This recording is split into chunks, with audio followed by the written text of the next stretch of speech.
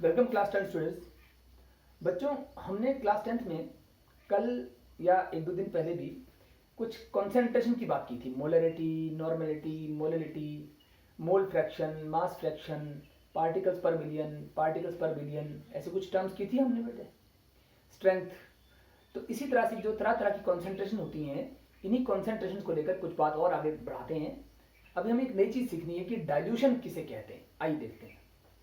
मान लीजिए आपके पास एक सॉल्यूशन है, यहाँ मैं लिख रहा हूँ सॉल्यूशन। तो मैं इसको एक बार हेडिंग दे दूँ कि वही हम करने जा रहे हैं कि मोल कॉन्सेप्ट का टॉपिक है अपना, और मोल कॉन्सेप्ट में ही हम आगे बढ़ रहे थे।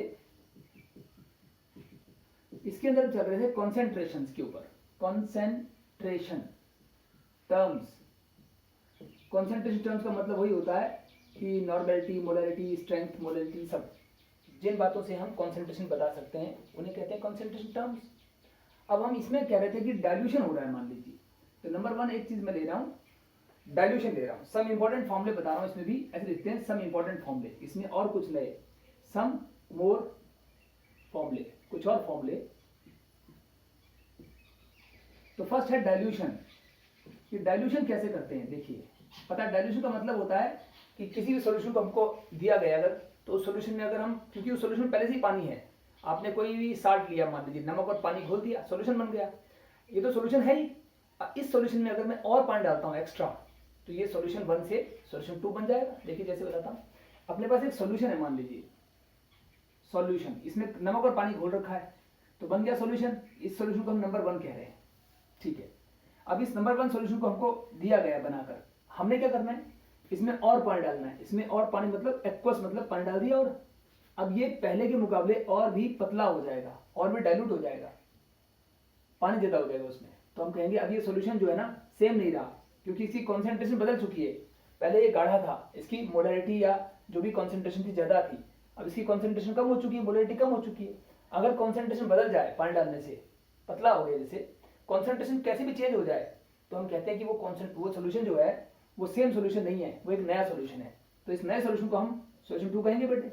यानी अगर सॉल्यूशन 1 में पानी डाल दिया जाए, उसे डाइल्यूट कर दिया जाए, तो सॉल्यूशन 2 बनता है बेटे। यही इक्वेशन है डाइल्यूशन की। अब इसमें कौन सा फॉर्मूला लगेगा, मान लीजिए कि जो पहला सॉल्यूशन है ये वाला, इसकी मोलरिटी जो है ना m1 दे रखी है। इसकी मोलरिटी कितनी, m1, और मतलब मोलरिटी m है इसकी, और इसका वॉल्यूम v है, और इसकी मोलरिटी भी m मान लो और वॉल्यूम v। पर कुछ तो अंतर होना चाहिए ना। पहले वाले की मोलरिटी m1 मान ली और वॉल्यूम v1, दूसरे की मोलरिटी m2 मान ली और वॉल्यूम v2। यहाँ m1 m2 का मतलब मोलर मास नहीं ले रहा हूँ, मॉलिक्यूलर मास नहीं कह रहा हूँ।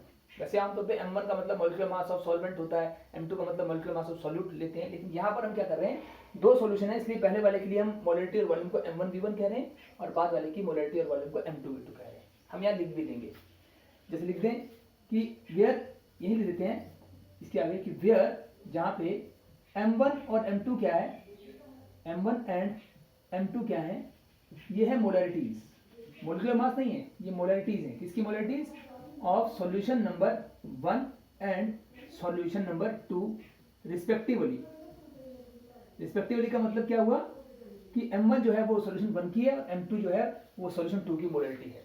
ऐसे ही हम और भी लिखते हैं कि v1 एंड v2 क्या है, वो तो हमें पता है। v1 v2 क्या है, वॉल्यूम्स है, वॉल्यूम्स। किसके volumes, of solution 1 and solution 2 respectively. ये सॉल्यूशन 1 और सॉल्यूशन 2 के वॉल्यूम है। देखो अब इसमें इक्वेशन क्या लगेगी, बहुत सिंपल इक्वेशन है। इसमें हम इक्वेशन यूज करेंगे m1 v1 equal to m2 v2। ये इक्वेशन हमारी काम में आती है ऐसे। अगर नॉर्मेलिटी दी होती तो n1 v1 equal to n2 v2 ले लेते, पर अभी हम मोलरिटी से ही करने पहले। तो अब ये इक्वेशन कैसे डाइल्यूशन में यूज होगी, डाइल्यूशन का क्वेश्चन जब भी आएगा आप इस इक्वेशन को यूज करेंगे। जैसे मैं एक एग्जांपल दिखाता हूँ, एक क्वेश्चन लेता हूँ, बड़े सिंपल से क्वेश्चन ले रहा हूँ समझने के लिए। बोलता है व्हाट वॉल्यूम ऑफ, मतलब कितना वॉल्यूम ऑफ, मैं लिख देता हूँ what volume of, what volume of 12.38 molar, 12.38 molar क्या है, ये सल्फ्यूरिक एसिड है। ये काफी गाढ़ा है, 12 मोलर है मतलब बहुत ज्यादा है, तो कॉन्सेंट्रेटेड कह सकते हैं। कॉन्सेंट्रेटेड को मैंने ऐसे लिखा है, कॉन्सेंट्रेट, चलो पूछ लेते हैं, कॉन्सेंट्रेटेड गाढ़ा, concentrated sulphuric acid, sulphuric acid है आपके पास। और उसको बोलता है आगे क्या बोलता है क्वेश्चन में, इज रिक्वायर्ड टू मेक, लिख देते हैं, क्वेश्चन लिख रहा हूं बेटे, इज रिक्वायर्ड टू मेक, ताकि बनाना पड़े, क्या बनाना पड़े, 1 लीटर ऑफ 10 मोलर HCl, एक मिनट, 1 लीटर ऑफ 10 मोलर, लिख देते हैं 1 लीटर ऑफ 10 मोलर, ये सल्फ्यूरिक एसिड नहीं है, हाइड्रोक्लोरिक एसिड है, हाइड्रोक्लोरिक एसिड, यहां पर भी है और यहां पर भी है, 10 molar hydrochloric acid, hydrochloric acid. हो क्या रहा है बेटे, देखो समझिए, पहले आपके पास था कॉन्सेंट्रेटेड H2SO4, इसको मैं लिख देता हूं, ये था कॉन्सेंट्रेटेड, क्या था ये, हाइड्रोक्लोरिक एसिड, मतलब HCl था, कॉन्सेंट्रेटेड HCl था ये तो।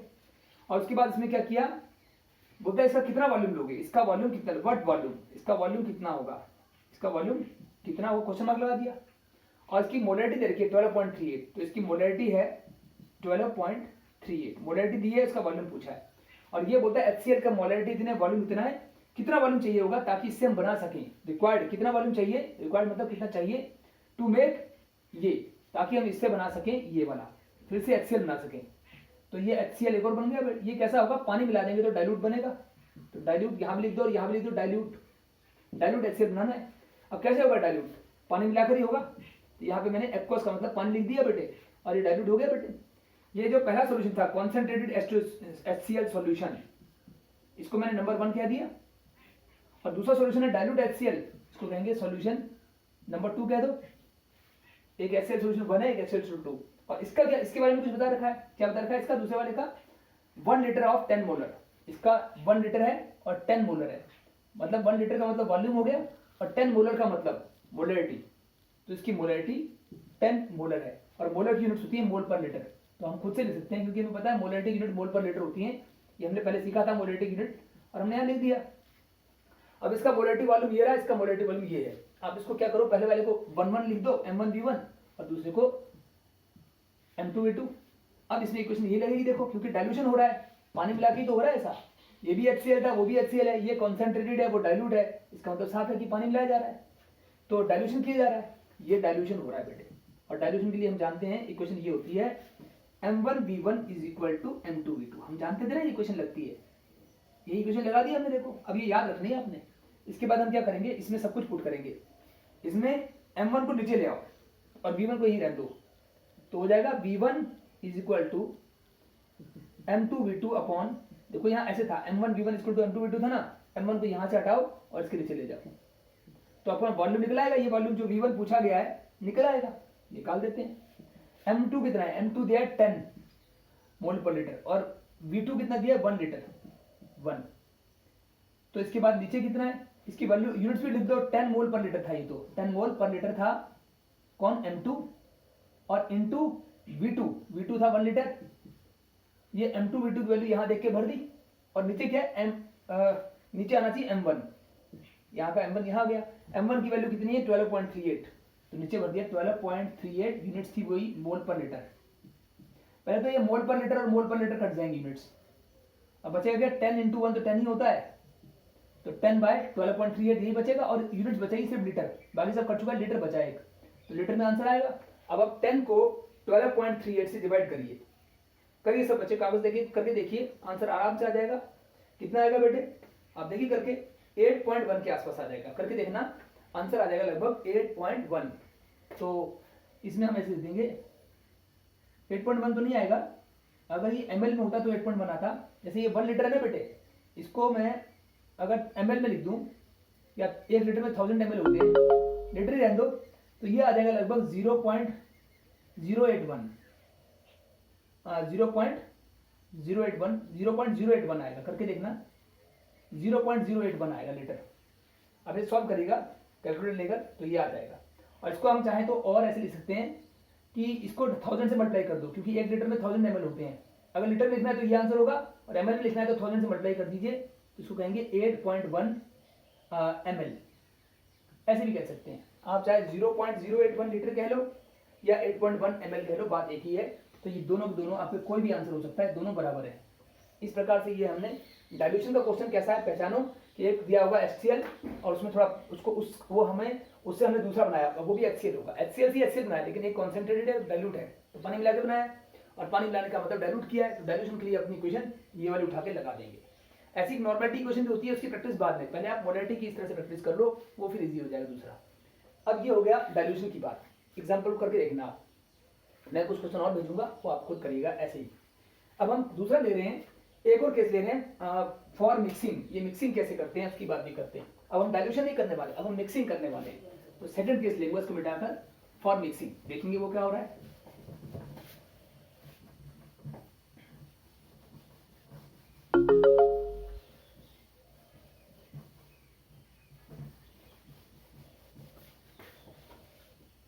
अब ये केस नंबर 2 ले रहा हूं, दूसरी चीज कि मिक्सिंग क्या होता है, तो नंबर 2 लिख रहा हूं mixing of solutions, mixing of solution, इसका मतलब क्या होता है, सॉल्यूशन लिखा बेटा, ये सॉल्यूशंस, एक से अधिक सॉल्यूशन है। अगर हम 2 सॉल्यूशन लेते हैं और वो खास बात है कि वो ऐसे सब्सटेंस से बने हों कि आपस में रिएक्ट ना करते हो, रिएक्ट नहीं करना चाहिए, तो मिक्सिंग वर्ड तभी आता है। अगर वो रिएक्ट कर जाए तो मिक्सिंग वर्ड नहीं आ सकता, तब तो आएगा रिएक्टिंग। तो हम कैसे सॉल्यूशन ले रहे हैं, सॉल्यूशन होना चाहिए जो रिएक्शन ना करे, तो ऐसे लिखते हैं non reacting solution. Non reacting का मतलब वो आपस में रिएक्शन नहीं करने चाहिए, पहली कंडीशन यही है, नॉन रिएक्टिंग सॉल्यूशन लेने हैं हमको, सॉल्यूशंस जो आपस में रिएक्शन ना करें उनको मिक्स करना है। तो आइए इसका एग्जांपल तो बाद में करूंगा, लेकिन मान लीजिए अपने पास एक सॉल्यूशन है, सॉल्यूशन नंबर 1, और एक और सॉल्यूशन है सॉल्यूशन नंबर 2, ये दोनों सॉल्यूशन अलग अलग हैं, लेकिन इन दोनों का आपस में मिक्स करने पर, ऐड करने पर रिएक्शन नहीं होता। तो रिएक्शन नहीं होगा तो क्या होगा, जस्ट वो वैसे ही मिक्स हो जाएंगे और एक नया सॉल्यूशन बन जाएगा जो उनका मिला जुला होगा, मिक्स होकर बना होगा। उसको हम सॉल्यूशन नंबर 3 इसलिए कह रहे हैं क्योंकि अगर इनकी मोलैरिटी M1 होगी, इसकी M2 होगी, तो उसकी इन जैसी नहीं होगी, अलग मोलैरिटी होगी, कॉन्सेंट्रेशन बदल जाती है। अगर 2 सॉल्यूशन लेते हैं उनकी मोलैरिटी अलग अलग है और मिक्स करें, तो मिक्स करने पे जो थर्ड सॉल्यूशन बनता है उसकी मोलैरिटी कुछ नई आती है, ना इस जैसी बल्कि कुछ डिफरेंट आती है। तो इसका मतलब ये सॉल्यूशन भी अलग है, क्योंकि अगर मैंने कहा था सॉल्यूशन की मोलैरिटी अलग हो जाए तो सॉल्यूशन को अलग मानते हैं, इसका मतलब ये तीनों अलग हैं। 2 सॉल्यूशन मिलाए, उन्होंने रिएक्शन नहीं किया, जिस मिल गए तो एक नया सॉल्यूशन बन गया उनका मिक्सचर, और उसकी मोलैरिटी इनसे अलग होगी।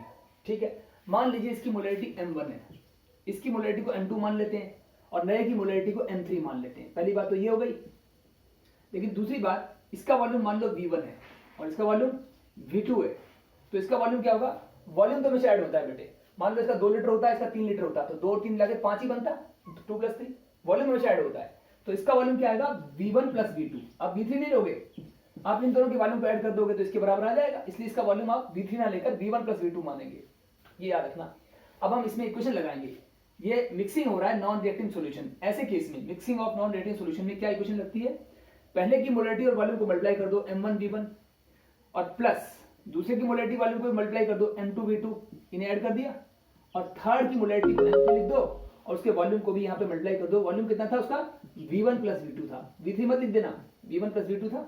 ये इक्वेशन आपकी यूज में आएगी, ये वाली इक्वेशन याद कर लो, ये आपकी यूज में तब आएगी जब मिक्सिंग हो रहा होगा, ध्यान रखना जब मिक्सिंग हो रहा होगा। अगर क्वेश्चन में कोई मोलैरिटी ना बोलकर नॉर्मेलिटी दिया हो, इनका नॉर्मेलिटी इसका नॉर्मेलिटी दिया हो N1 N2 और बाकी सब बातें ऐसी ही हों, तब इक्वेशन यही रहेगी, लेकिन बस यहाँ पे आ जाएगा N1 V1 + N2 V2 = N3 V1 + V2, मतलब मोलैरिटी के स्थान पे नॉर्मेलिटी आ जाएगा, सब जगह M की जगह N आ जाएगा। अगर क्वेश्चन नॉर्मेलिटी को लेकर होगा, क्वेश्चन में आप देखोगे कि नॉर्मेलिटी वर्ड बोला हुआ है तो ऐसे करोगे, लेकिन क्वेश्चन में मोलैरिटी बोला तो ये इक्वेशन। अभी हम इसी इक्वेशन के ऊपर प्रैक्टिस करेंगे, मोलैरिटी वाले के ऊपर ही, नॉर्मेलिटी अपने आप समझ में आएगा, इजी हो जाएगा।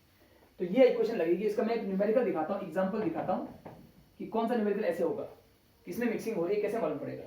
बोलता है कैलकुलेट द मोलैरिटी निकालनी है ऑफ सॉल्यूशंस, तो क्या लिखता है, कैलकुलेट करना है, calculate the molarity MOLARITY, molarity निकालनी किसकी, बोलता है of the solution obtained by, of the solution, एक ऐसा सॉल्यूशन जो मिलता है, सॉल्यूशन ऑब्टेन्ड बाय, जो मिलेगा, ऑब्टेन्ड किससे मिलेगा वो देखते हैं, ऑब्टेन्ड बाय मिक्सिंग, 2 चीजें हैं, 100 ml of 0.2 molar H2, obtained by mixing 100 ml of 0.2 molar H2SO4, and एक तो ये सॉल्यूशन हम मिक्स कर रहे हैं और इसके साथ एक चीज और मिक्स कर रहे हैं, यहां पर वो आपको दे रखा है 50 ml of 0.1 molar HCl, 50 ml of 0.1 molar HCl। Let me check out, question में सही लिखा है कि नहीं लिखा है, 100 और 0.2 H2SO4 और ये 50 और 0, ठीक है। अब इस क्वेश्चन में हम क्या करने जा रहे हैं, बोलता है ये 2 सॉल्यूशन जो है HCl H2SO4 का और HCl का मिलाया गया है, सॉल्यूशन कहा है इसको, तो इसको हम लिखेंगे सॉल्यूशन नंबर 1 कौन सा है, वो वाला H2SO4 सॉल्यूशन। ये जो H2SO4 सॉल्यूशन है इसको हम सॉल्यूशन नंबर 1 मान रहे हैं, और ये जो दूसरा HCl वाला इसको लिखते हैं HCl सॉल्यूशन, इसको हम सॉल्यूशन नंबर 2 मान लेते हैं। ये दो सॉल्यूशन अपने पास हो गए।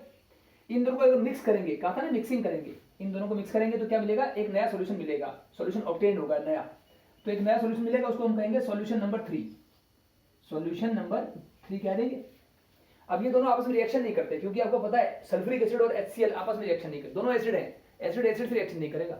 एसिड बेस से कर सकता था, किसी और कंपाउंड से कर सकता था, लेकिन ध्यान रहे H2SO4 और HCl का रिएक्शन नहीं होता है, बस मिक्स हो जाएंगे वो। तो इसमें क्या हो रहा है, दोनों चीजों को मिक्स कर रहे हैं और रिएक्शन नहीं हो रहा है। तो सेम केस हुआ ना, देखो mixing of non reacting solution, ये दोनों सॉल्यूशन नॉन रिएक्टिंग है। इसमें इक्वेशन ये लगेगी। अब हम इक्वेशन लगाने से पहले इसकी देख लेते हैं, इसकी मोलैरिटी वैल्यू कितना है। H2SO4 का दे रखा है, वॉल्यूम है 100 ml और मोलैरिटी है 0.2, तो लिख देंगे इसका मोलैरिटी तो दे रखी है 0.2 और वॉल्यूम दे रखा है कितना 100 ml, लिख दिया भाई हमने। और मोलैरिटी यूनिट होती है मोल पर लीटर, लिख दिया। और दूसरा HCl का भी मोलैरिटी दे रखी है 0.1, मोलैरिटी दी है 0.1 मोल पर लीटर। मोल पर लीटर यूनिट हमें पता होती है मोलैरिटी की, अपने आप लिख देंगे। और वॉल्यूम दिया है 50 ml, वॉल्यूम दिया है 50 ml।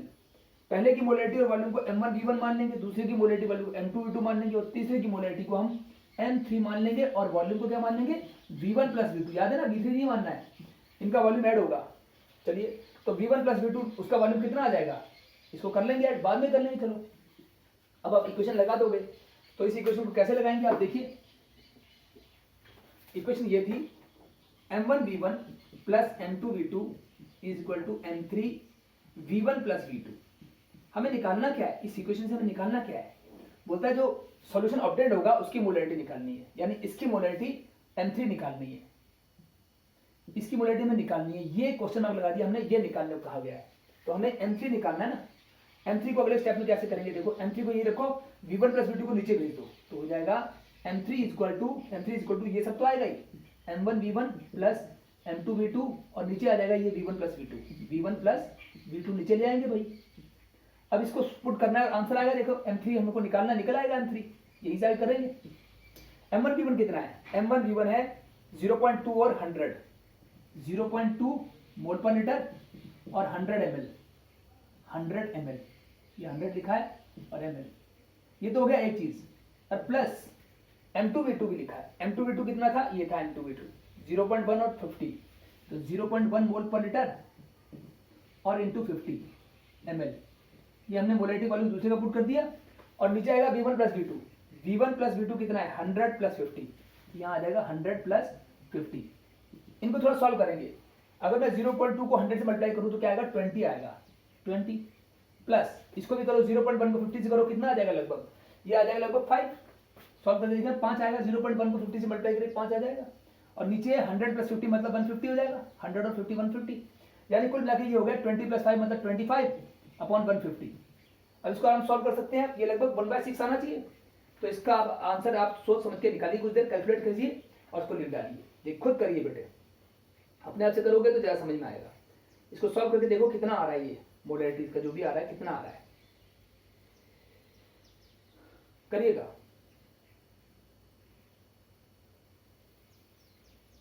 इसको सॉल्व करेंगे तो आएगा 0.167, कितना आएगा 0.167। और आप देखो ये मोल पर लीटर और मोल पर लीटर कॉमन आ जाएगा, और ये ml और ml कॉमन आ जाएगा। इसका भी वॉल्यूम, नीचे वॉल्यूम था वो भी ml में था, तो ml तो कट जाएगा, लेकिन आंसर आएगा बचे क्या मोल पर लीटर, इसमें भी है मोल पर लीटर, इसमें कॉमन ले लोगे क्योंकि प्लस हो रहा है तो दोनों कॉमन लेके एक ही बार लिख दोगे, मोल पर लीटर यूनिट्स ये हो जाएंगी, ये आंसर हो जाएगा। वैसे इसको चाहो तो ऐसे भी करते हैं, 25 6 150 होता है, तो 25 बनता है 25 और 25 6 150। तो इसके बाद आप इसको सॉल्व करो, 1 को 6 से डिवाइड करो तो आपका आएगा 0.167, ये आपका आंसर आ जाएगा क्वेश्चन का। आप पहचानिए किस तरह से क्या किया गया है। दो सॉल्यूशन दिए गए हैं HCl और H2SO4, सल्फ्यूरिक एसिड HCl का रिएक्शन नहीं होता, आपको याद कर लेना है, ये समझ लेना है। पहले ही समझे होंगे तो आपको पता होगा H2SO4 और HCl का रिएक्शन यहाँ नहीं होता है, तो इसका मतलब यहाँ दो सॉल्यूशन मिलाए जा रहे हैं, बस मिक्स हो रहे हैं, रिएक्शन नहीं कर रहे, और नया सॉल्यूशन का मोलैरिटी निकालनी है। तो आप समझ जाएंगे ऐसा ही केस है ये तो, कि मिक्सिंग हो रही है लेकिन नॉन रिएक्टिंग मतलब रिएक्शन नहीं हो रहे हैं, इसमें भी ऐसा ही हो रहा है। तो यही इक्वेशन लगेगी और इसके बाद आप इसको तरीका बताया जैसे सॉल्व कर लेंगे। ये दो मेथड आज आप सीख लीजिए, फिर आपको कुछ और नई चीज सिखाएंगे। आज वीडियो यहीं रोकता हूँ बेटे, थैंक यू।